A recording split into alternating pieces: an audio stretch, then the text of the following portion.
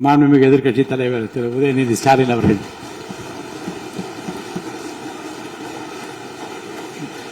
மாண்புமிகு பேரவைத் தலைவர் அவர்களே, பெருமை வாய்ந்த இந்த அவையில ஆளுநர் உரையின் மீது நன்றி தெரிவிக்கின்ற தீர்மானத்தில் பேசுகின்ற வாய்ப்பை தந்த பேரவைத் தலைவருக்கு முதலினுடைய நன்றியை தெரிவிச்சுக்கிறேன். அதுமாதிரி நம்முடைய மாண்பு முதலமைச்சர் அவர்களுக்கு திராவிட முன்னேற்ற கழகத்துடைய சட்டமன்ற உறுப்பினர்கள் அனைவரின் சார்பாகவும் எங்களுடைய பிறந்தநாள் வாழ்த்துக்களையும் நான் தெரிவிச்சுக்கிறேன்.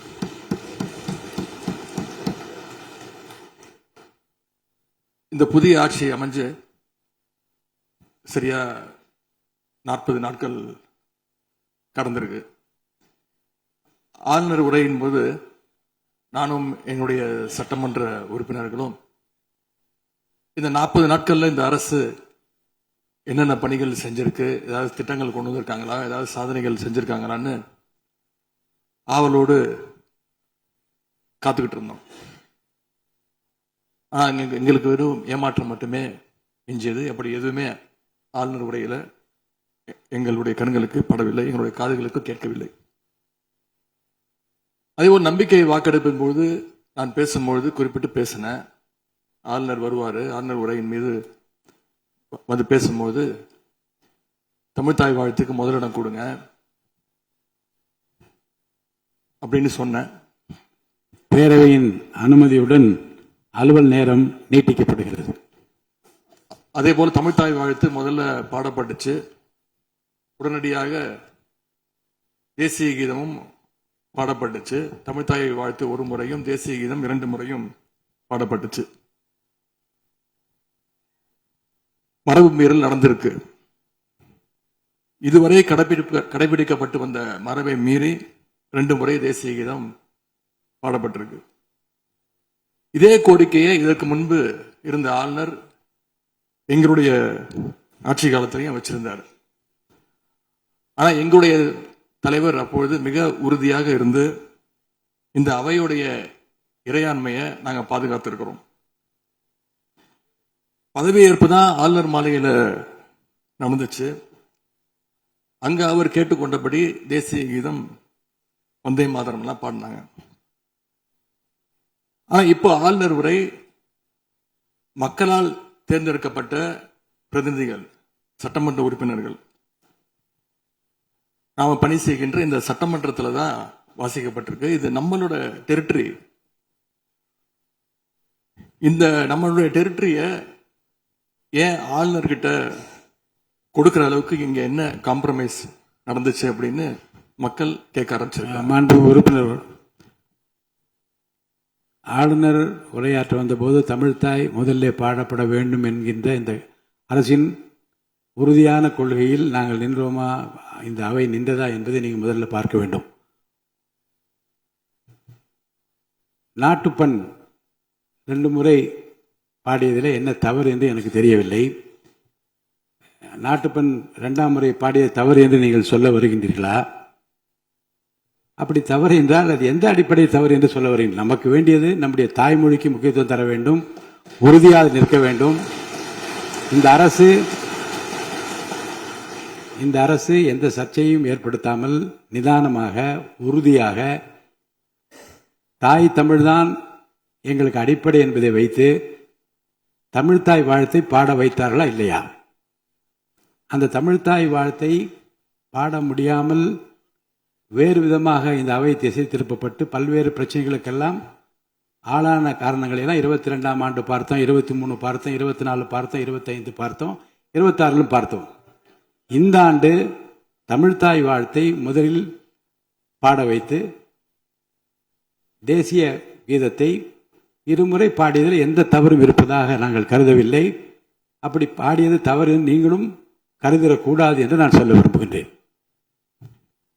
பேரவைத் தலைவர் அவர்களே, நாங்கள் கேட்டுக்கொண்டதுபடி தமிழ்தாய் வாழ்த்து முதல்ல ஒரு வாட்டி பாடிட்டீங்க. பொதுவாக இந்த அவையில் இருக்கக்கூடிய மரபு கடந்த காலங்களில், கடந்த ஆட்சி காலங்களில் தமிழ்தாய் வாழ்த்து ஒரு முறையும் நிகழ்ச்சி முடிஞ்சோடனே தேசிய கீதம் ஒரு முறையும் தான் பாடப்பட்டு நிகழ்ச்சிகள் முடியும். ஆனால் இந்த முறை நாங்கள் கேட்பது ஏன் 2 முறை தேசிய கீதம் பாடப்பட்டது அப்படிங்கிறது மட்டும்தான் எங்களுடைய கேள்வி. அப்படின்னா தமிழ்த்தாயை தமிழ்த்தாய் வாழ்த்தையும் 2 முறை நீங்கள் பாட சொல்லி உங்களுடைய ஆளுநர்கிட்ட நீங்க ஒரு கோரிக்கை வச்சிருந்திருக்கலாம். அது இங்க பேசும்போது உறுப்பினர்கள்லாம் ஆளுநர் அவ்வளவு மகிழ்ச்சியாக இருக்கிறாங்கன்னு சொல்லி ஆளுநரை விட நீங்கெல்லாம் ரொம்ப மகிழ்ச்சியா இருக்கிறீங்க.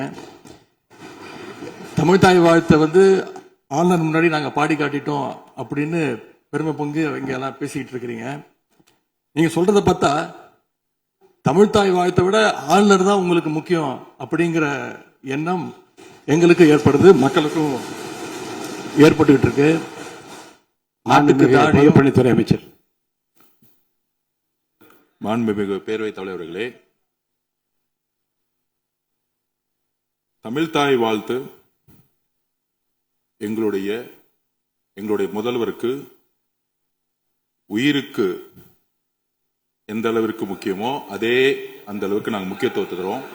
மாண்புமிகு எதிர்க்கட்சி தலைவர் அவர்கள் நாங்களும் பேச விட மாட்டோம். மாண்புமிகு நீங்க ஒத்துழைப்பு கொடுக்கலன்னா நாங்களும் பேச விட மாட்டோம். மாண்புமிகு அமைச்சர், நாங்கள் தமிழக அரசுடைய ஸ்டாண்ட நாங்க பேசுறோம். எங்களுக்கும் குரல் கொடுக்க தெரியும். இந்த அவையை மாண்பை நாங்களும் பாதுகாக்கிறோம். மாண்புமிகு எதிர்க்கட்சி சொல்லக்கூடிய நோக்கம் தமிழக மக்களுக்கு தவறுதலா சொல்லக்கூடாதுங்கிற பதிவை நாங்கள் செய்கிறோம். எங்களுடைய முதலமைச்சருடைய எண்ணம் என்ன, தமிழக மக்களுடைய எண்ணமோ அதுதான் எங்களுடைய முதலமைச்சருடைய எண்ணம். கடந்த 3-4 வருடங்களாக தமிழ்த்தாய் வாழ்த்து இங்க பாடப்படல. ஆளுநரை எதிர்த்தீர்கள், வெளிநடப்பு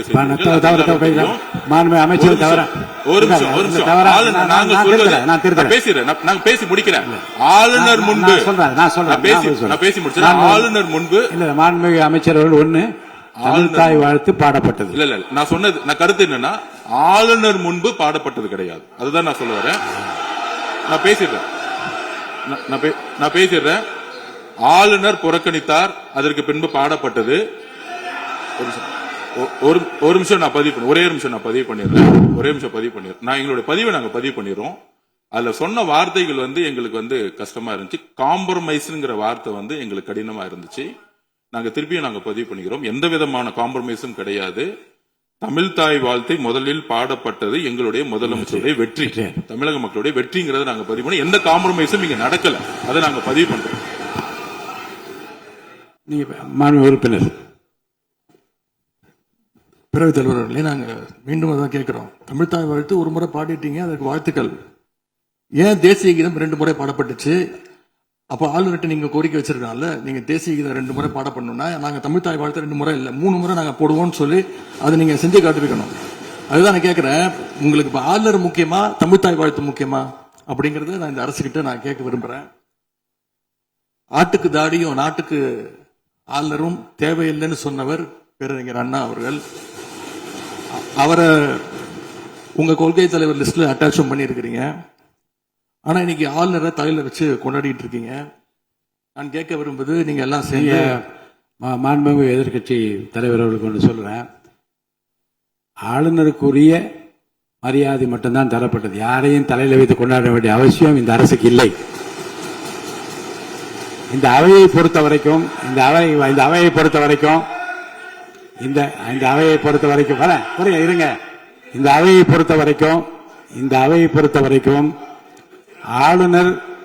ஆளுநர் இங்கே வருகை தருகிற போது உரிய முறையில் மரியாதையும், இந்த அவையினுடைய விருப்பத்திற்கேற்ப, அவைத் தலைவரின் விருப்பத்திற்கு ஏற்பதான் நிகழ்வு நடைபெறும் என்பதையும் உறுதியாக நின்று தமிழ்த்தாய் வாழ்த்தை முதலில் பாட வைத்து, தமிழ்த்தாய் வாழ்த்துக்கு பிறகு தேசிய கீதம் ஒரு முறை அல்ல 2 முறை பாடப்பட்டது.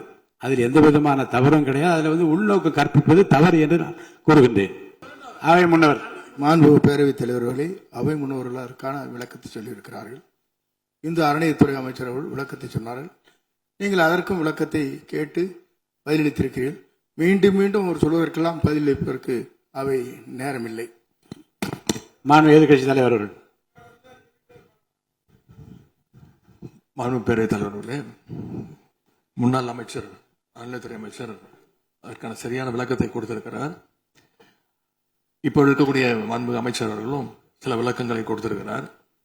கார் பார்க்கிங் ஃபெசிலிட்டி என்பதும் ஒரு அத்தியாவசிய தேவைதான். அது ஒன்றும் தேவையில்லாத எல்லாருமே இப்போ கார் வச்சிருக்கிறாங்க, கோயிலுக்கு வரவங்க கார்லேயும் தான் வருவாங்க. எனவே அதுவும் ஒரு தேவைப்படுகின்ற ஒரு வசதி தான். நான் கேட்டுக்கொள்வதெல்லாம், எங்களுடைய ஆட்சியில் அறநிலையத்துறை சார்பாக 4 கல்லூரிகளை திறந்திருக்கிறோம். ஆண்டுக்கு 1500 மாணவர்கள் படிச்சுட்டு இருக்கிறாங்க. அதெல்லாம் நீங்க தொடர போறீங்களா, இல்ல அந்த திட்டத்தை கைவிட போறீங்களா அப்படிங்கறதா உங்களுடைய நிலைப்பாடு என்ன என்பதுதான். மாண்புமிகு உறுப்பினர் சொல்லிட்டாங்க. அதாவது ஏற்கனவே கல்லூரிகள் மற்ற அமைப்பில் எந்த விதமான தடையெல்லாம் அதையும் நாங்கள் தொடருவோம் என்ற வார்த்தை அவர் பேசும்போது குறிப்பிட்டிருக்கிறார். நன்றி. மாண்புமிகு பேரவைத் தலைவர் அவர்களே, தமிழ்நாட்டில் இருக்கக்கூடிய 12 மாநகராட்சிகளிலும் தூய்மை பணி செய்வதை தனியார் மயம் செய்ய போகிறதாக தொலைக்காட்சிகளையும் பத்திரிகைகளையும் தொடர்ந்து செய்திகள் வந்து கொண்டிருக்கிறது. கடந்த காலத்துல போராடிய தூய்மை பணியாளர்கள் எல்லாம் நேரில் சந்திச்சிருக்கார் இன்றைய முதலமைச்சர் அவர்கள். ஆட்சிக்கு வந்ததும் தூய்மை பணியாளர்கள்லாம் பணி நிரந்தரம் செய்வோம் அப்படின்னு அப்ப வாக்குறுதியும் கொடுத்திருக்கிறாரு. ஆனா இன்னைக்கு சொன்னதுக்கு நேர் எதிரா தனியார் மயம் அப்படின்னு செய்திகள் வந்து கொண்டிருக்கிறது. இதற்கும் முதலமைச்சர் அவர்கள் அவருடைய பதில் உரையில விளக்கத்தை தர வேண்டும் என்று கேட்டுக்கொள்கின்றேன். பேரவைத் தலைவர் அவர்களே, சும்மா சொல்லக்கூடாது. நம்முடைய முதலமைச்சர் அவர்கள் ஆட்சிக்கு வந்த ஒரே மாசத்துல தமிழ்நாட்டிலேயே தன்னுடைய பெரம்பூர் தொகுதியை நம்பர் 1 தொகுதியாக மாத்தி காட்டிட்டார். எதுல நம்பர் 1 பாத்தீங்கன்னா, இன்னைக்கு தமிழ்நாட்டிலேயே மின்வெட்டுல நம்பர் 1 தொகுதி பெரம்பூர் தொகுதி தான். அதுவும் ஆளுங்கட்சிக்காரங்க என்ன தெரியுமா பேசிக்கிட்டு இருக்காங்க, அண்ணன் பவருக்கு வந்தா தமிழ்நாடு மாறும்னு பார்த்தோம், ஆனா அண்ணன் கைக்கு பவர் வந்த நாள்ல இருந்து தமிழ்நாட்டுக்கே பவர் போயிடுச்சு அப்படின்னு இன்னைக்கு ஆளுங்கட்சிக்காரர்கள் பேசிட்டு இருக்கிறாங்க. மாண்புமிகு மின்துறை அமைச்சர், மாண்புமிகு பேரவைத் தலைவர் அவர்களே, மாண்புமிகு முதல்வர் அவர்களே, மாண்புமிகு எதிர்கட்சி தலைவர் சொல்றப்ப தமிழ்நாட்டுக்கு ஏதோ மின்வெட்டு இருக்குன்னு சொல்லியிருந்தாரு. நாங்கள் ஒவ்வொரு நாளும் தமிழ்நாட்டில் எங்கெங்க எதனால மின்வெட்டு விழுதுன்னு நம்ம பப்ளிஷ் பண்ணிட்டே வரோம், டேஷ்போர்ட் பப்ளிஷ் பண்ணிட்டே வரோம். அதுல எதனால என்ன காரணம்னு சொல்லிட்டே வரோம். இந்த துறை ஏன் இப்படி இருக்குன்னு நாங்க ஏற்கனவே தெளிவா சொல்லிடுறோம். இந்த துறையோடைய இன்னைக்கு நிதிநிலை அறிக்கையில இந்த துறையில 2.5 லட்சம் கோடி கடன் இருக்கு. அது இல்லாமல் இந்த துறையில எந்தவித இன்ஃப்ராஸ்ட்ரக்சர் டெவலப்மெண்ட்டும் இவங்க கடந்த 5 ஆண்டுகள் 15 ஆண்டுகள் செய்யப்படவில்லை. இது சம்பந்தமாக விரிவான வெள்ளை அறிக்கை விரைவில் வெளியிடப்படும் நம்ம ஏற்கனவே சொல்லியிருக்கோம். அது இல்லாமல் இந்த துறைக்கு கடந்த 5 ஆண்டுகளாக எவ்வளவு பேர் ஆள் எடுத்தார்கள் என்று, எவ்வளவு பேர் வேலைக்கு ஆள் எடுக்கப்பட்டது என்பதையும் நாங்கள் விளக்க இன்னும் ஒரு சில நாட்கள்ல இதற்கான விளக்கமாக வெள்ளை அறிக்கை நாங்கள் கண்டிப்பாக வெளியிடுவோம். இந்த துறையில் பாத்தீங்கன்னா இப்ப வேக்கண்ட் மட்டும் 70,000 வேக்கண்ட் இருக்கு. இது எல்லாம் சீரமைத்து இந்த ஒரு வாரமாக 10 நாட்களாக மொத்தம் 125 குழுக்கள் அமைக்கப்பட்டிருக்கு. இந்த துறையில நம்ம எதனால இந்த மின்வெட்டுகளை சரி செய்ய 125 குழுக்கள் அமைக்கப்பட்டு 500 பேர் வெளியிலிருந்து கான்ட்ராக்ட் எல்லாம் எடுக்கப்பட்டு எங்கெங்கெல்லாம் மின்வெட்டுகள் இருக்கோ அது சரி செய்யப்பட்டிருக்கு. கடந்த ஒரு வாரமா நீங்க பாத்திருப்பீங்க, ஒவ்வொரு நாளும் எதனால் மின்சாரம் தட்டுப்படுதுன்னு சொல்லி பப்ளிஷ் பண்ணிட்டே இருக்கோம். பொதுவாக குற்றச்சாட்டுகள் சொல்லுவதை தவிர்த்து விட்டு எங்க ஸ்பெசிபிக்கா எந்த நாள்னு சொல்லிட்டு பெரம்பூர்ல அதான் சொல்றோமே, பெரம்பூர்ல எத்தனை முறை மின்சாரம் தட்டுப்படுச்சு, எதனால தட்டுப்படுச்சு, எவ்வளவு நேரத்தில் அது சீர் செய்யப்பட்டது, சரி செய்யப்பட்டதுன்னு பார்த்திருக்கோம். எங்கெங்கெல்லாம் ஃபியூஸ் திருட்டுகள் நடக்கப்பட்டதோ அவர்களெல்லாம் கைது செய்யப்பட்டிருக்கிறார்கள். அதே மாதிரி வேற எங்கெல்லாம் சிசிடிவி இல்லாத இடத்தில் இருக்குதோ அங்கெல்லாம் ரோந்து பணிகள் அதிகரிக்கப்பட்டிருக்கு. கடந்த 10 நாட்களாக எங்கெங்கெல்லாம் தேவையில்லாமல் மின்வெட்டுகள் ஏற்படுத்தப்பட்டதோ, ஓவர்ஃப்ளோ லோடு அதிகமாக அனுப்பப்பட்டு அதெல்லாம் உடனடியாக சீரமைக்கப்பட்டிருக்கு. ஒவ்வொரு நாளும் குறைஞ்சது 50 to 55 இடத்துல மின்சாரம் தட்டுப்பாடு அங்கங்க மின்வெட்டு ஏற்படுது. சோ அதுல 35 இடத்துக்கு கீழேயாவது 1 மணி நேரத்துக்குள்ள சரி செய்யப்பட்டு வருகிறது. அதுக்கான டேஷ்போர்டுக்கு தெளிவாக எதிர்கட்சி தலைவர் பார்த்து விட்டு பேசினால் நன்றாக இருக்கும். எதிர்கட்சி தலைவர் அவர்கள். பேரவைத் தலைவர் அவர்களே, நான் கேட்டுக்கொள்வதெல்லாம் நீங்க இந்த மின்வெட்டு பிரச்சனையால தமிழ்நாட்டை இருட்டாக்கி முதலீடுகளை கோட்டை விட்டுறாதீங்கன்னு தான் உங்களை எல்லாம் கேட்டுக்கொள்கின்றேன். அது மாதிரி நம்முடைய மின்சாரத்துறை அமைச்சர் 2 நாட்கள் பொறுமையா இருங்கன்னு சொல்லும் போது எனக்கு அடுத்த 2 நாட்களுக்கு தமிழ்நாட்டில் மின்சாரம் இருக்குமா இல்லையா, இல்ல நாங்க எல்லாமே பொறுமையா இருக்கணும்னு அதை சிம்பாலிக்கா சொல்றாரா அப்படிங்கிற சந்தேகம் எனக்கு இருக்கு. இன்னைக்கு எங்க பார்த்தாலும் அறிவிக்கப்படாத ஒரு மின்வெட்டாக இருக்கு. குடும்பங்கள்லாம் குழந்தைங்களை கூப்பிட்டு வந்து சாலை மறியலில் ஈடுபட்டு இருக்காங்க. சில நாட்களுக்கு முன்பு எங்களுடைய திராவிட முன்னேற்ற கழகத்தின் சார்பாக ஒரு பொதுக்கூட்டம் அம்பத்தூர்ல ஒரு பொதுக்கூட்டம் ஏற்பாடு பண்ணியிருந்தோம். அங்க வந்து எங்களுடைய முன்னாள் அமைச்சர், இப்போ சட்டமன்ற உறுப்பினர் அண்ணன் தங்கம் தென்னரசு அவர்கள் சிறப்பு பேச்சாளராக போயிருந்தார். அவர் பேச ஆரம்பிச்சோடனே கரண்ட் கட் ஆயிடுச்சு. 30 நிமிஷம் வரைக்கும் காத்திருந்து நாங்க என்ன பண்ணிட்டோம், பொதுக்கூட்டத்தை அரசுக்கு எதிரான ஒரு ஆர்ப்பாட்டமா மாத்தி, கரண்டே வரல, ஆர்ப்பாட்டமா நடத்தி முடிச்சிட்டோம். அது மட்டும் இல்லை, இன்னைக்கு தமிழ்நாட்டில் பல்வேறு இடங்கள்ல, திருவண்ணாமலையில கிரிவல பாதையில மக்கள் போறப்போ தினசரி பவர் கட் பண்றாங்க. அவங்களுடைய பாதுகாப்பை இன்னைக்கு ஒரு மிகப்பெரிய ஒரு கேள்விக்குறியா ஆக்கி வச்சிருக்கு இந்த அரசு. செங்கல்பட்டு அருகே சூனாம்பேடுல கருப்பாயி அப்படிங்கிற 75 வயது மூதாட்டி, அவங்க உடம்பு சரியில்லை, வீட்டுல வெண்டிலேட்டர் சப்போர்ட்ல இருந்தப்போ பவர் கட் ஏற்பட்டு மூச்சு திணறி இறந்து போயிட்டாங்க. பவர் இல்லைன்னு தொகுதி எம்எல்ஏ போய் கேட்கலான்னு பார்த்தா எம்எல்ஏ யாருன்னு மக்களுக்கு தெரியல. நிறைய பேருக்கு இங்க இருக்கக்கூடிய எல்லாம், நான் தவறா சொல்ல, எல்லாமே புதுமுகங்கள். நமக்கே பாரு பேர் வெளில பார்க்கும்போது இவர் எம்எல்ஏவா இல்லையா அப்படின்னு தெரியல, உள்ள வந்தா தான் தெரியுது. முன்னெல்லாம் புயல் மழை நேரத்துல ஸ்கூலுக்கு லீவ் விடுவாங்க. ஆனா இந்த ஆட்சி அமைஞ்ச பிறகுதான் முதல் முறையா கரண்ட் இல்லைன்னு ஸ்கூல்ஸ்க்கு லீவ் விட ஆரம்பிச்சிருக்காங்க. சென்னை, பெரம்பூர் மற்றும் வியாசர்பாடியில கடந்த ஜூன் 9ஆம் தேதி அன்னைக்கு 4 தனியார் பள்ளிகளுக்கு கரண்ட் இல்லைன்னு லீவ் விட்டாங்க. முன்னாடி மழை வர்றப்பெல்லாம் ஸ்கூல் பசங்க டிவி ஆன் பண்ணி இன்னைக்கு ஸ்கூல் இருக்கா இல்லையான்னு தெரிஞ்சுப்பாங்க. ஆனா இப்பெல்லாம் டிவி ஆன் பண்ண முடியலன்னு தெரிஞ்சுக்கிறாங்க, சரி இன்னைக்கு கரண்ட் இல்லை, இன்னைக்கு ஸ்கூல் லீவ் தான் அப்படின்னு. ஸோ ஒரு மிகப்பெரிய ஒரு அட்வான்ஸ் டெக்னாலஜி இந்த அரசு உருவாக்கி இருக்கு. எதிர்கட்சியான எங்க பொதுக்கூட்டத்துல தான் பவர் கட் ஆகுதோன்னு நான் கூட நினைச்சிட்டு இருந்தோம், வருத்தப்பட்டோம். ஆனா அமைச்சரவையில இடம்பெற்றிருக்கக்கூடிய விடுதலை சிறுத்தைகள் கட்சியுடைய தலைவரான அண்ணன் திரு தொல் திருமாவளவன் அவர்களும் பவர் கட்ல பாதிக்கப்பட்டிருக்கிறார். விடுதலை சிறுத்தைகள் கட்சியுடைய தலைமையகத்துக்கு முன்னாள் ஒன்றிய அமைச்சர் முன்னாள் அமைச்சர் அண்ணன் ப சிதம்பரம் அவர்கள் போயிருக்காரு. ஒரு உள்ள போனோடனே கரண்ட் கட் ஆயிடுச்சு. கிட்டத்தட்ட 1 மணி நேரம் 2 பேரும் இருட்டிலே உட்காந்து பேசியிருக்கிறாங்க. கரண்ட் வருமா வராதான்னு, ஏசி ஓடல, வேர்த்து கொட்டி 2 பேரும் பேசிட்டு இருந்திருக்காங்கன்னு அண்ணன் திருமா அவர்களே பதிவு போட்டிருக்கிறார். இந்த ஆட்சியில தமிழ்நாட்டுடைய தலைநகரத்துக்கு இதுதான் நிலைமை. பவர்ல ஷேரிங் கொடுத்த ஆளுங்கட்சியால அவங்க அமைச்சரவையில் இருக்கக்கூடிய கட்சியுடைய அலுவலகத்துக்கு பவர் கொடுக்க முடியாம இன்னைக்கு தடுமாறிட்டு இருக்கிறாங்க. ஏன் இன்னும் சொல்ல போனா 2 நாளைக்கு முன்னாடி ஆளுங்கட்சியோட ஹெட் ஆபீஸ்லயே கரண்ட் கட் ஆயிடுச்சு. அப்போ அங்க வந்தவங்க எல்லாம் ஆளுங்கட்சியா இருந்தும் பனையூர்லயே பவர் இல்லையேன்னு புலம்பிட்டு போனதாக தகவல் வந்திருக்கு. ஆக மொத்தம் இன்னைக்கு தமிழ்நாடு லிட்டரலா ஒரு இருட்டுல மூழ்கி கிடக்குது. மின்வெட்டால இன்னைக்கு பல நிறுவனங்கள் முடங்கி போயிருக்கு. குறிப்பா எம்எஸ்எம்இன்னு சொல்லப்படுற குறு சிறு நிறுவனங்கள் எல்லாம் என்ன பண்றதுன்னு தெரியாம புலம்பிட்டு இருக்கிறாங்க. ஏற்கனவே மேட்டூர்ல ஜூன் 12ஆம் தேதி நீங்க தண்ணி திறந்து விட்டுருக்கணும், திறந்து விடல. மின்வெட்டால மோட்டார் பம்ப் செட்டு மூலமும் விவசாயம் பண்ண முடியலன்னு விவசாயிகள் இன்னைக்கு போராடிட்டு இருக்கிறாங்க. மின்வெட்டுக்கு ஒவ்வொரு நாளும் ஒவ்வொரு விளக்கத்தை இந்த அரசு சார்பாக கொடுத்துட்டு இருக்கிறீங்க. லோடு அதிகமா இருக்குன்னு சொன்னாங்க. இன்னும் ஒரு படி மேல போய் இன்னைக்கு ஃபியூஸ் கேரியர் எடுத்துட்டு போயிடுறாங்கன்னு சொல்லிட்டு இருக்கிறாங்க. இப்படி சொன்னதும் இந்த ஆட்சிக்கு வெளியில இருந்து ஆதரவு கொடுக்கக்கூடிய மார்க்சிஸ்ட் கம்யூனிஸ்ட் கட்சியை சேர்ந்த எழுத்தாளர் திரு ஆதவன் தீட்சணி அவர்கள் ஒரு பதிவு போட்டிருக்கிறார். என்ன தெரியுமா எழுதியிருக்கிறாரு? கேரியரின் உச்சத்தில் ஆரம்பித்து டிஃபன் கேரியர்ல போய் நின்று இன்னைக்கு ஃபியூஸ் கேரியர்ல முடிந்திருக்கக்கூடிய ஆட்சி அப்படின்னு திரு ஆதவன் தீட்சணி எழுத்தாளர், மார்க்சிஸ்ட் கம்யூனிஸ்ட் கட்சி அவர் சேர்ந்தவர் பதிவு போட்டிருக்கிறார். பவர் கட்டுக்கு இவங்க சொல்ற காரணங்கள் எதையுமே மக்கள் ஏத்துக்கலன்னு தெரிஞ்சதும் இவங்களோட வழக்கமான ஒரு ஆயுதத்தை கையில் எடுத்துட்டாங்க. என்ன தெரியுமா அது ஆயுதம்? எல்லாத்துக்கும் திமுக தான் காரணம் அப்படின்னு சொல்றது. இப்ப பவர் கட்டுக்கும் திமுக தான் காரணம்னு சொல்ல ஆரம்பிச்சுட்டாங்க. இப்படி பழி போடுறதுல காட்டுற வேகத்தை பவரை மீண்டும் கொண்டு வரதுல காட்டினா கொஞ்சம் சிறப்பா இருக்கும்.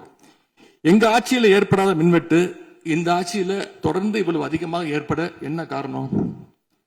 அரசுடைய நிர்வாக திறமையின்மையா, இல்ல உண்மையிலேயே ஏதாவது டெக்னிக்கல் இஷ்யூஸ் இருக்கா? அப்படி ஏதாவது இருந்தா அதை தீர்க்க இந்த அரசுக்கு இன்னும் எத்தனை நாள் தேவைப்படும்? இந்த நிலைமை தொடராம இருக்க என்ன நடவடிக்கை எடுக்க போறீங்கன்னு முதலமைச்சர் அவர்கள் தன்னுடைய பதிலுரையில சொல்லணும். ஒரே ஒரு ஆறுதல், ஒரே ஒரு மகிழ்ச்சியான செய்தி என்னன்னா, ஆளுநர் உரையின் பொழுது சட்டமன்றத்தில் பவர் கட் ஆகல. அதுக்கு இந்த அரசை பாராட்டலாம்னு நான் நினைச்சேன். அப்படி நினைக்கும் போது பாத்தீங்கன்னா சட்டசபை நிகழ்ச்சியை லைவ்ல கட் பண்ணிட்டாங்க. இன்னைக்கு லைவ்ல வந்துட்டு இருக்கா அப்படின்னு எனக்கு தெரியல, கொடுத்திருக்கிறதா சொன்னாங்க. மனு பேரவைத் தலைவர் அவர்களே, எங்களுடைய திராவிட மாடல் ஆட்சி நடந்தப்போ 5 வருஷமும் நாங்க குறுவை சாகுபடிக்காக மேட்டூர்ல இருந்து சொன்ன தேதியில தண்ணீர் திறந்து விட்டுருக்கிறோம்.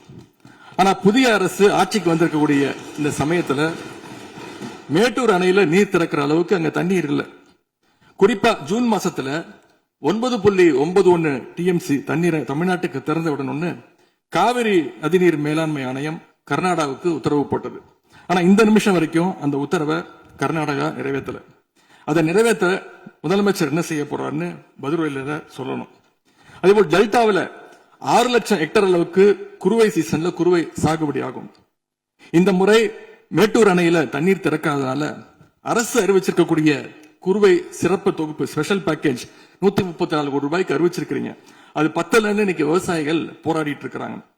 சிறப்பு தொகுப்பு கஷ்டத்தை போக்காது, உரிய நிவாரணத்தை விரைவா அறிவிக்கணும்னு விவசாயிகள் எல்லாம் போராடிட்டு இருக்கிறாங்க. அதனால் டெல்டா விவசாயிகளின் சார்பாக ஒரு கோரிக்கையை முதலமைச்சர் அவர்களுக்கு வைக்க விரும்புகிறேன். தமிழ்நாடு முழுக்க போராடிட்டு இருக்கக்கூடிய அனைத்து விவசாய சங்க பிரதிநிதிகளையும் அழைச்சு முதலமைச்சர் அவசரமாக ஒரு ஆலோசனை கூட்டத்தை நடத்த வேண்டும். காலதாமதம் இல்லாம விரைவா அந்த கூட்டம் நடத்தப்பட வேண்டும்னு கோரிக்கை வைக்கிறேன். அவங்களுடைய கோரிக்கைகளை நிறைவேற்றி கொடுக்கிறதுக்கான அனைத்து நடவடிக்கைகளையும் அரசு எடுக்க வேண்டும். விவசாயிகளுக்கு இன்னொரு பெரிய பிரச்சனையும் ஏற்பட்டிருக்கு. தேர்தலுக்கு முன்பு நீங்க சொன்ன வாக்குறுதி 5 ஏக்கர் வரைக்கும் நிலம் வச்சிருக்கிற விவசாயிகளுக்கு முழுமையான பயிர்க்கடி தள்ளுபடின்னு நீங்க தான் சொன்னீங்க. ஆனா விவசாயிகளை இன்னைக்கு சிறு குறு விவசாயிகள்னு பிரிச்சு அதுலயே நிறைய ஸ்லாப்ஸ் ஏற்படுத்தி வச்சிருக்கிறீங்க. 1 லட்சம் அளவுக்கு கடன் வாங்கி இருந்தா 5000 ரூபாய் வரைக்கும் தான் தள்ளுபடி கிடைக்கும் அப்படின்ற நிலைமையை இன்னைக்கு உருவாக்கி இருக்கீங்க. அதுக்கப்புறம் அதுலயும் ஒரு சேஞ்ச் கொண்டு வந்தீங்க. 75,000 ரூபாய் வரைக்கும் வாங்கினவங்களுக்கு முழு தள்ளுபடின்னு சொல்லியிருக்கிறீங்க. இப்போ அதுல இன்னொரு சேஞ்ச் என்னன்னா, ஒரே குடும்பத்தில் உள்ள 3 நபர்கள் வரை கடன் பெற்றிருந்தாலும் தற்பொழுது ஒரு குடும்ப அட்டைக்கு ஒரு வேளாண் கடன் மட்டுமே தள்ளுபடி செய்ய அரசாணை வழங்கப்பட்டிருக்கு. எங்களுடைய ஆட்சியில, கடந்த கால ஆட்சிகள்ல இதெல்லாம் முழு தள்ளுபடி கொடுத்திருக்கிறோம். எனவே அதையும் இந்த விவசாயிகளை இதுக்கு மேல குழப்பாம இந்த அரசு முடிவெடுக்க வேண்டும் என்று நான் கேட்டுக்கொள்கின்றேன். அரசினுடைய இந்த ஏமாற்று அறிவிப்பை கண்டிச்சு போராட்டம் நடத்தின விவசாயிகள் மேல தடியடியும் நடத்தியிருக்கீங்க. தேர்தல் பிரச்சாரத்தின் போது முதலமைச்சர் சொன்னாரு, எனக்கு இன்னொரு ஜென்மம் இருந்தா நான் விவசாயியா பிறக்கணும்னு ஆசைப்படுறேன்னு முதலமைச்சர் சொல்லியிருக்கிறார். ஆனா இன்னொரு பக்கம் விவசாயிகள் மேல தடியடியும் நடத்தியிருக்கீங்க. விவசாயியா பிறக்க இன்னொரு ஜென்மம்லாம் தேவையில்லை, எப்ப நினைச்சாலும் போய் விவசாயி ஆயிடலாம். ஆகவே வெற்று வார்த்தைகளால விவசாயிகளை ஏமாத்தாம இந்த அரசு செயல்படணும்னு நாங்க விரும்பி கேட்டுக்கொள்கின்றோம். மேட்டூர் அணையை திறக்காது, மேகதாது அணை பிரச்சனை, பயிர்க்கடன் தள்ளுபடியில ஏமாற்றம்னு இந்த 1 மாசத்துல மட்டும் விவசாயிகள் பல சோதனைகளை சந்திச்சிருக்கிறாங்க. இன்னும் பேரவைத் தலைவர் அவர்களே, இன்னொரு முக்கியமான விஷயம், இந்த ஆட்சியில அரசு பள்ளிகள்ல நடக்கிற கூத்தெல்லாம் பார்க்கும்போது ரொம்ப அதிர்ச்சியாக இருக்கின்றது. முன் எப்போதும் இல்லாத வகையில அரசு பள்ளிகளுக்குள்ள சட்டமன்ற உறுப்பினர்கள் போறாங்க. தப்பில்ல, போகணும், ஆய்வுகள்லாம் செய்யணும். ஆனா பள்ளி மாணவர்கள் மத்தியில மோசமான கருத்துக்களை கொண்ட பாடல்களை எல்லாம் ஒளிபரப்பி எல்லாரும் டான்ஸ் ஆட சொல்றாங்க. முதலமைச்சரோட போட்டோ மாற்றுறதோ பாடல் போடுறதோ இங்க பிரச்சனை கிடையாது. ஆனா அவங்க என்ன பாட்டை மாணவர்கள் மத்தியில போடுறாங்க அப்படிங்கிறது தான் இங்க இருக்கக்கூடிய பிரச்சனை. மாணவர்களுக்கு தன்னம்பிக்கையும் ஊக்கமும் அளிக்கிற மாதிரியான கருத்தான பாடல்களை போட்டா பரவாயில்ல. ஆனா சினிமா படங்கள்ல வர குத்து பாடல்கள், தவறான அர்த்தம் கொண்ட பாடல்கள் எல்லாம் குழந்தைகள் மத்தியில ஒளிபரப்பி அதை ஏற்கவே முடியாது. எனவே முதலமைச்சர் தலையிட்டு உடனே இதை நிறுத்தணும்னு கேட்டுக்கொள்கின்றேன். அடுத்து மிக முக்கியமான ஒரு பிரச்சனையை இந்த அரசின் கவனத்துக்கு கொண்டு வர விரும்புகிறேன். இன்னைக்கு தமிழ்நாட்டுடைய சட்டம் ஒழுங்கு நிலைமை எப்படி இருக்குன்னு செய்திகளை பார்த்தா அவ்வளவு கொடூரமாக இருக்கிறது. 1 மாசத்துல 200க்கும் மேற்பட்ட பாலியல் குற்றங்கள் நடந்திருக்கு. அதுல 100க்கும் அதிகமான குற்றங்கள் சிறுமிகள் மீதான பாலியல் வன்கொடுமைகள். ஜனநாயக நடைமுறைக்கு எதிராக குழந்தைகளை பயன்படுத்தி பெரியவங்க கிட்ட வாக்கு கேட்டார் என்று இருக்கக்கூடிய முதலமைச்சர். ஆனா அவர் ஆட்சியில குழந்தைகளுக்கும் பாதுகாப்பு இல்ல, பெரியவங்களுக்கும் பாதுகாப்பு இல்லைங்கிற நிலைமை இன்னைக்கு நடந்துட்டு இருக்கு. இந்த புதிய அரசு ஆட்சிக்கு வந்த ஒரு சில நாட்கள்லயே கோயம்புத்தூர்ல 10 வயது பெண் குழந்தைய பாலியல் வன்கொடுமை செஞ்சு கொலை பண்ணியிருக்கிறாங்க. முக்கியமா தமிழ்நாட்டையே உலுக்கிய ஒரு கேஸ், கும்மிடிப்பூண்டியில ஒரு 3 வயது குழந்தை பாலியல் வன்கொடுமை செய்யப்பட்டு புதர்ல வீசப்பட்டு அதன் பின்பு அந்த குழந்தை இறந்தும் போயிடுச்சு. இந்த சம்பவத்துக்கு நீதி கேட்டு அங்க இருக்கக்கூடிய மக்கள்லாம் போராட்டத்துல இறங்கிட்டாங்க. கோயம்புத்தூர்லயும் சரி கும்மிடிப்பூண்டியிலயும் சரி 2 சம்பவத்திலுமே மரணமடைஞ்ச குழந்தைகளுடைய உடலை பெற்றோர்கிட்ட முறையா கொடுக்காம வேற இடத்துல காவல்துறை மூலமாகவே அடக்கம் பண்ணிருக்கிறாங்க. இதையெல்லாம் பாக்குறப்போ நாம இன்னைக்கு தமிழ்நாட்டில் தான் இருக்கிறோமா இல்ல உத்தரப்பிரதேசம் மத்திய பிரதேசம் மாதிரி வடநாட்டில் இருக்கோமான்னு எங்களுக்கு சந்தேகம் வருது. சிங்கப்பெண் படைன்னு ஒரு திட்டத்தை முதலமைச்சர் அவர்கள் தொடங்கினார். அந்த திட்டம் வந்த அடுத்த நாளே காவல்துறை சேர்ந்த ஒரு பொண்ணுக்கு 3 பேர் பாலியல் தொல்லை கொடுத்திருக்கிறாங்க. சென்னை மற்றும் சுற்றுப்புறங்கள்ல மட்டும் கடந்த ஜூன் 12ஆம் தேதி 24 மணி நேரத்துல 12 பாலியல் வன்கொடுமை கேசஸ் ரிப்போர்ட் ஆயிருக்கு. சிங்கப்பெண் படை குற்றவாளிகளை சேஸ் பண்ணுவாங்கன்னு பார்த்தா அவங்களும் கூட ரீல்ஸ் போட்டு போஸ்ட் பண்ணிட்டு இருக்காங்க. மன்னன் எவ்வழி மக்கள் அவ்வழின்னு சொல்லுவாங்க. அதை சிங்கப்பெண் படை ஃபாலோ பண்ணதோன்னு மக்களுக்கு சந்தேகம் வந்துருச்சு. இந்த ஒரு மாசத்துல நடந்த குற்ற சம்பவங்களை எல்லாம் எடுத்து பார்த்தா பெரும்பாலான குற்றவாளிகள் ஆளுங்கட்சியை சேர்ந்தவங்களாவே இருக்கிறாங்க. இவங்க ஆட்சிக்கு வந்து தொகுதியா போய் தொகுதி வாரியா போய் நலத்திட்ட உதவிகள்லாம் செய்வாங்கன்னு பார்த்தா அவங்க கட்சிக்காரங்க தொகுதி வாரியா போய் பாலியல் வன்கொடுமையில ஈடுபட்டு இருக்காங்க. ஆளுங்கட்சியுடைய ஆலந்தூர் பகுதி தயவுசெய்து மொத்த பொதுவாக மொத்தம் பொதுவா நீங்க பேசுவது நான் ஏற்றுக்கொள்ள முடியாது. இல்ல அது சும்மா ஆதார் பாருங்க, இருங்க மொத்த பொதுவா எல்லாரும் உட்காருங்க, அங்க வந்து பாருங்க, இருங்க உட்காருங்க. அங்க இல்லைங்க, அங்க ஒன்று இருங்க, அங்கொன்றும் இங்கொன்றுமாக சில நிகழ்வுகள் நடந்திருந்து அதில் ஆளுங்கட்சி இருந்திருந்தால் கூட மாண்பு முதலமைச்சர் நடவடிக்கை எடுத்துட்டு செய்தியில் வந்து கொண்டுதான் இருக்கு. நான் பத்திரிகையில் பார்க்கிறேன். ஆனால் வந்து குறிப்பிட்டு இந்த இடத்தில் இந்த கட்சிக்காரர் என்று நீங்கள் பெயர் குறிப்பிட்டு பேசினா அதை ஏற்றுக்கொள்வதை எனக்கு ஆட்சேபனை இல்லை. பொதுவாக பேசுவதை தவிர்க்க வேண்டுகிறேன். அவை குறிப்பிட்டு அது மட்டும் நீக்கப்படுகிறது. ஆளுங்கட்சியுடைய ஆலந்தூர் பகுதி செயலாளர் பேர் குறிப்பிட்டு சொல்றேன். கணவரால் கைவிடப்பட்ட ஒரு பெண்ணுக்கு ஆலந்தூர் பகுதி செயலாளர் கணவரால் கைவிடப்பட்ட ஒரு பெண்ணுக்கு பண உதவி செய்யறேன்னு சொல்லி அவங்க பாலியல் ரீதியா துன்புறுத்த முயற்சி பண்ணியிருக்கிறார். சேலத்துல இன்னொரு பொள்ளாச்சி சம்பவம் மாதிரி ஆளுங்கட்சி ஆதரவாளரான மணிகண்டன் எனும் நபர் 50க்கும் அதிகமான பெண்களை பாலியல் வன்கொடுமைக்கு ஆளாக்கியிருக்கிறார். திருவாரூர்ல ஆளுங்கட்சியுடைய திருத்துறைப்பூண்டி ஒன்றிய செயலாளர் கல்லூரி மாணவியை ஈவ்டீசிங் பண்ணி இப்ப கம்பி எண்ணிட்டு இருக்கிறார். இது எல்லாத்துக்கும் மேல ஒரு கொடுமை, தூத்துக்குடியில ஆளுங்கட்சியை சேர்ந்த ஒரு அப்பாவி பெண்ணை 2 ஆளுங்கட்சி ஆட்கள் கார்ல அழைச்சிட்டு போய் மயக்க மருந்து கொடுத்து கூட்டு பாலியல் வன்கொடுமை கேங் ரேப் பண்ணிருக்காங்க. இந்த சம்பவத்தை பத்தி பேசின பாதிக்கப்பட்ட பெண் திருவைகுண்டம் சட்டமன்ற உறுப்பினர் திரு சரவணன் சொல்லித்தான் அழைத்து செல்லப்பட்டதாக டிவியில பேட்டி கொடுத்திருக்கிறாங்க. எல்லா மேலிடத்துக்கு தெரியும் அப்படின்னு பாதிக்கப்பட்ட பெண் பேட்டி கொடுத்திருக்கிறாங்க. யார் அந்த மேலிடம் அப்படின்னு இன்னைக்கு மக்கள் கேட்க ஆரம்பிச்சிருக்கிறாங்க. தனக்கு நேர்ந்த கொடுமையை ஆளுங்கட்சியினுடைய அமைச்சர்கள் 2ஆம் கட்ட 3ஆம் கட்ட தலைவர்கள் கிட்ட சொன்னதாகவும் பாதிக்கப்பட்ட பெண் இன்னைக்கு சொல்லியிருக்கிறாங்க. ஆனா நடந்தது என்ன? யார் தப்பு பண்ணாலும் நடவடிக்கை எடுக்க தயங்க மாட்டேன்னு சொன்னார் நம்முடைய முதலமைச்சர். ஆனா இந்த சம்பவத்துல குற்றம் சாட்டப்பட்டுள்ள சட்டமன்ற உறுப்பினர் மேல என்ன நடவடிக்கை எடுத்தாங்கன்னு தெரியல.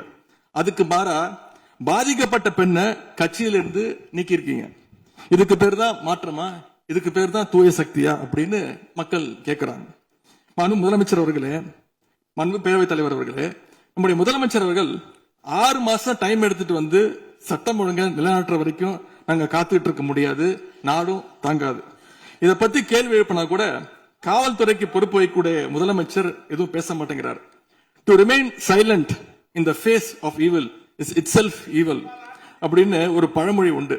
அது யாருக்கு பொருந்ததோ இல்லையோ இந்த அரசுக்கு சரியாக பொருந்தது. ஆகவே முதல் வேலையா சட்டம் ஒழுங்கை காப்பாற்றுறதுக்கு முக்கியத்துவம் கொடுத்து இந்த அரசு நடவடிக்கை எடுக்கணும்னு கேட்டுக்கொள்கிறேன். பேரவைத் தலைவர்களே, ரிஃபார்ம் பண்ணிட்டு இருக்கீங்கன்னு சொல்றீங்க, பண்ணுங்க. தூத்துக்குடியில என்ன ஆக்ஷன் எடுத்திருக்கீங்க அதை மட்டும் தெரிஞ்சுக்க விரும்புறேன். தூத்துக்குடியில ஒரு இன்சிடென்ட் சொன்னல உங்களுடைய சட்டமன்ற உறுப்பினர், அதுக்கு மட்டும் கொஞ்சம் விளக்கம் கொடுத்தீங்கன்னா நல்லா இருக்கும். அதேபோல தமிழ்நாட்டுக்கு வர வேண்டிய மிகப்பெரிய தொழில் முதலீடுகள் எல்லாம் இன்னைக்கு பக்கத்து மாநிலங்களுக்கு போகிறதாக பத்திரிகையிலையும் மேகசின்ஸ்லயும் தொடர்ந்து செய்திகள் வந்துட்டு இருக்கு. தொழில்துறை கைடன்ஸ் தமிழ்நாடு அமைப்புகள்ல முந்தைய ஆட்சியில் இருந்தக்கூடிய அதிகாரிகளை திடீர்னு மாத்தினதும் ஒரு தவறான முடிவுன்னு நாங்க கருதுறோம். இதனால தமிழ்நாடு பாதிக்கப்பட்டிருக்கு அப்படின்னு பத்திரிகைகளை தொடர்ந்து அறிக்கைகள்லாம் வந்துட்டு இருக்கு. இதற்கு இடையில ஆளுநர் உரையில தலைமைச் செயலாளர் தலைமையில தமிழ்நாடு இன்வெஸ்டர் ப்ரமோஷன் கமிஷன் என்ற பேர்ல ஒரு புது அமைப்பு உருவாக்கப்படும்னு அதை தெரிவிச்சிருக்கிறீங்க. அப்படின்னா இப்ப சிறப்பா செயல்பட்டு வருகின்ற கைடன்ஸ் தமிழ்நாடு அமைப்பு என்னவாகும் அப்படின்னு முதலமைச்சருடைய பதிலுரையில சொல்லணும்னு நாங்க விரும்புறோம். மாண்பு பேரவைத் தலைவர் அவர்களே, இந்த அரசின் முன்னாடி இவ்வளவு பிரச்சனைகள் இருக்கு, ஏகப்பட்ட பிரச்சனைகள் இருக்கு. இதையெல்லாம் தீர்க்க முயற்சி பண்ணாம அடுத்த கட்சி ஆட்களை இழுக்கிற வேலையை தான் நீங்க எல்லாம் முழுவீச்சில் செஞ்சுட்டு இருக்கீங்க.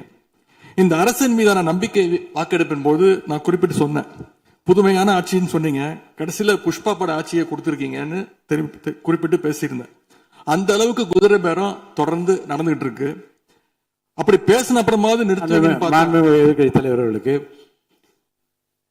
இந்த குதிரை பேரம் கழுதை பேரம் என்பதை பற்றி எல்லாம் பேசுவதற்கு இடமல்ல. இது